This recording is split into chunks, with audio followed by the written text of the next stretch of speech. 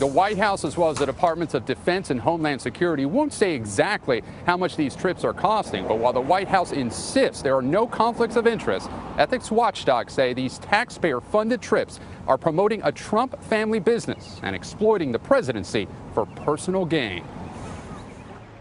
When Barack Obama was president, Donald Trump had harsh words about his travel trips. What's better than the White House? Why these vacations? You're in the White House. There's so much work to be done. But now, Mr. Trump's traveling often to Mar-a-Lago, his glitzy, sprawling Florida estate. Also, a private club owned by the family business. 7 trips since he took office, including another one this week, more than half of the weekends. We have the Southern White House in Florida, and we get a lot of work done. Believe me, there's not rest at the Southern White House. It's all work. So who's gone to the so-called Southern White House? A who's who of the administration, plus high-level job applicants, policy consultants, and members of Congress. Many flown down at taxpayer expense and staying in high-priced rooms at Mar-a-Lago. Plus foreign officials, such as Chinese President Xi Jinping. Last week, he stayed overnight at a nearby resort. And Japanese Prime Minister Shinzo Abe. Businessmen like New England Patriots owner Robert Kraft, who traveled on Air Force One and Marine One. How unprecedented is this?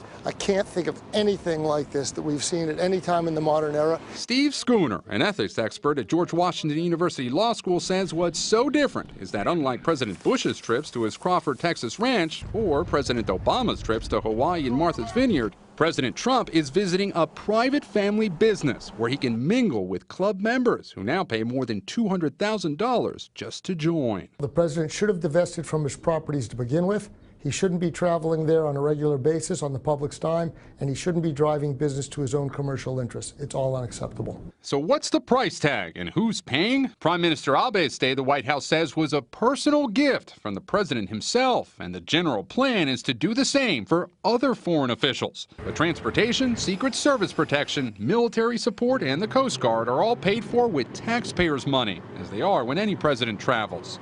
The White House won't say exactly how much, but the Government Accountability Office estimated that a weekend trip in 2013 by President Obama to Chicago and South Florida cost about $3.6 million. The cost for Air Force One alone, $142,000 an hour. This is where he goes to see his family.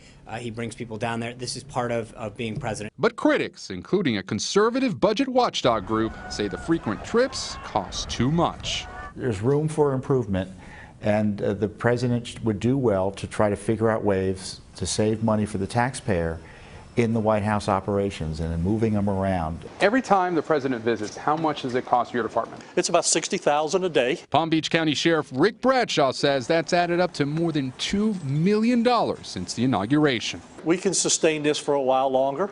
If it goes, many more months, then we're going to have to make some decisions on talking with the county and maybe get some contingency funds. In the 8 years of his presidency, Barack Obama's total travel costs were at least $97 million. At the current rate, the cost of President Trump's travel could well exceed that. But what all this really adds up to, ethics watchdogs say, is a president spending lots of taxpayer money to conduct presidential business while promoting his family's business at the same time.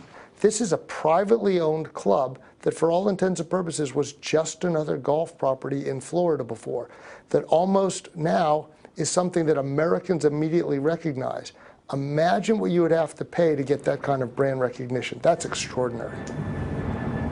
At the request of Senate Democrats, the GAO will review the Mar-a-Lago travel to find out whether the costs are fair and reasonable. Now, local officials both here in Palm Beach and in New York, where Trump Tower are located, are asking when they might be reimbursed.